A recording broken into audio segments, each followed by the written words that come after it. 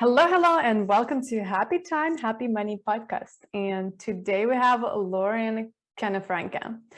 Lauren is a joyful money coach who helps folks cultivate a relationship with money that is rooted in security, gratitude, and joy. She is passionate about money management and loves helping creative people connect with their money without tedious budgeting system. I hope I pronounced it that right. Hi and welcome, Lauren. I don't, I think yes, I don't, I was curious what that word means with my Russian English, like tedious budgeting system. That sounds interesting. tedious is like Tedious. the traditional way of having to like track everything that you spend and balance and reconcile and match everything up all the time. It's the part of budgeting that gets tiring that people end up burning out, not wanting to do.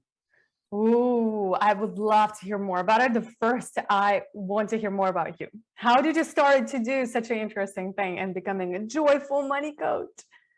Well, actually, I started as a massage therapist. I spent a decade, holding space for folks and the stress that was in their body and relieving that. And throughout that time, people would share stories with me about being so overwhelmed by their finances. People who worked in high profile positions in the bank having to file bankruptcy and the pain and the shame that comes with that. I filed, we have in Canada, it's called consumer proposal. It's just sort of a step below bankruptcy.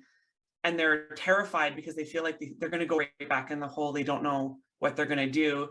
And while my personal financial situation was never quite that dire, I shared a lot in common because I had acquired $100,000 worth of debt with my husband and I. We own businesses, and a lot of the debt wasn't a shopping habit. It was actually us taking a chance on ourselves. But we got to a point where we were expecting our third child, and we were having the best financial year of our life, and we were panicking because we couldn't afford it.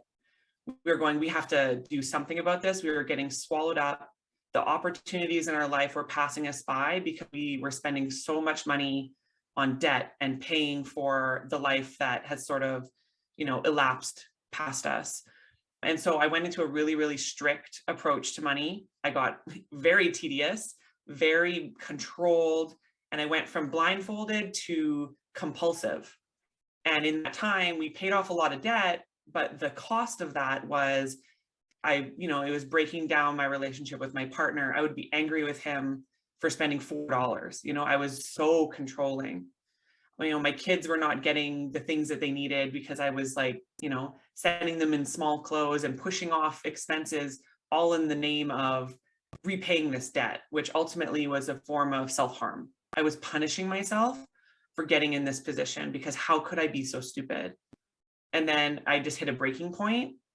And I said, I just sort of quit everything. I went back into debt. It's that restrict and binge cycle that we go through. And I just went into hiding. And I said, if I'm going to do this, I have to do it in a way where I'm not shaming myself, where I'm not hating myself for this, and where my family gets to enjoy this one precious life versus writing off everything. And so that's how I sort of found, I developed a gentle way. I have ADHD. And so that tedious was not good for me. It made my mental health fall apart. And I sort of developed this new method. I took some studying in cash flow management, and I took studying in financial counseling. And that's how I sort of found my way suddenly being a money coach. And that's the last place I would have expected myself to end up. But here I am. So I enjoyed it. Oh, I love it. Oh, thank you so much for sharing your story. So it's such a beautiful story. I think that can, a lot of people relate to. And I know you teach a compassionate cash flow. I am curious to learn, what is it? Well, compassionate cash flow is my approach to money because so often the money gurus are, very aggressive. And while I have a very intense personality, I know that if you don't approach things like a friend, right? If we approach our money with a critical voice and with no room for error, right? In money and self-esteem, we've, as a culture, applied a morality to money we've determined that we are either good with it or we are bad with it. And there's not really space for the in-between. And so when I approach cash flow, I approach it with first security. We ensure that the things that you need to keep you safe are accounted for. The next thing we do is we look at gratitude. So we approach your debt with a grateful frame of mind. Instead of being angry at this debt, be really glad that that line of credit was there for you when you had to switch jobs because you couldn't take another day at that soul-sucking office. Be so grateful that your credit card lent you the money to get pizza at night when you couldn't cook for your kids because you were so drained, or whatever it is, or paid for your dental surgery when you needed to get the pain out of your mouth. Like, if we can approach it in a way that's sustainable and grateful and not too aggressive, we do it with compassion for ourselves and for our past versions of ourselves, find our way out of debt without sacrificing all of the opportunities for right now. And then that leads me to the last section, which is joy, which you mentioned in the intro. Joy for yourself right now and joy for yourself in the future is really important. So we think about and we find the things that you value first, and we carve out space in your financial plan for joy for yourself, for Viktoriia next year, for Viktoriia in 10 years, for Viktoriia as a senior. What is your life going to look like? And so many women retire in poverty, and I want that to not be a thing. So we have compassion and thoughtfulness about the future versions of you. And then we have sort of a YOLO category where that's you right now doing whatever you want. And then there's no need to be really tedious and make a list of things of where your money went, because sometimes that's illuminating and sometimes that just makes you feel worse, because most of the time where your money came from, or where your money went. Sorry, where you were. So you don't use budgeting, or do you use budgeting?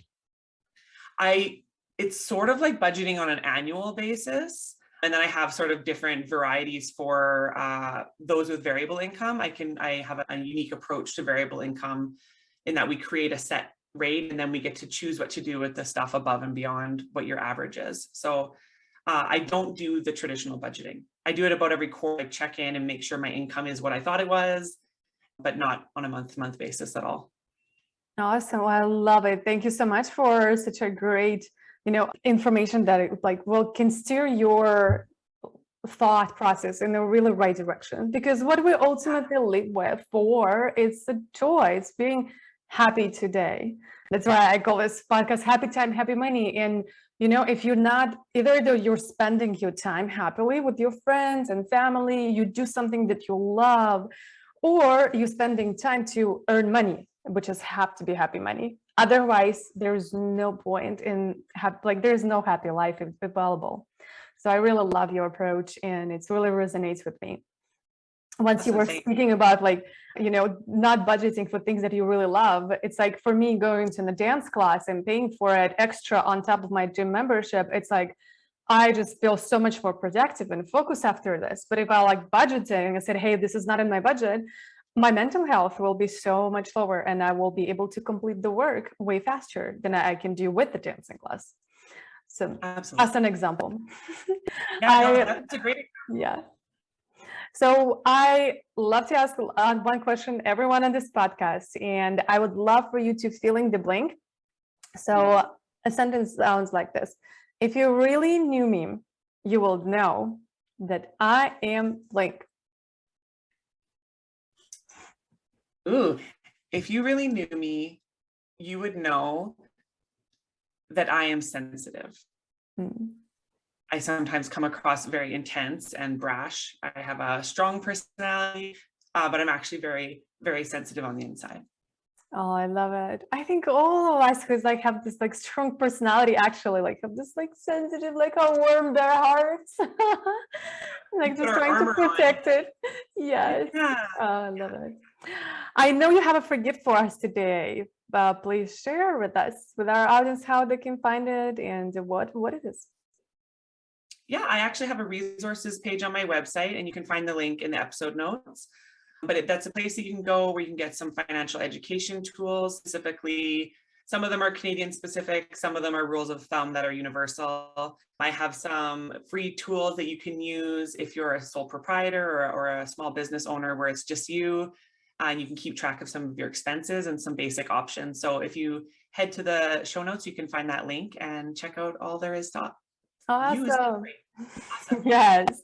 If you're watching or listening to this episode, just scroll down and there will be a link to the episode where when you go there, you will see video, audio, and transcript of this episode, and also all the links that we mentioned below in this episode.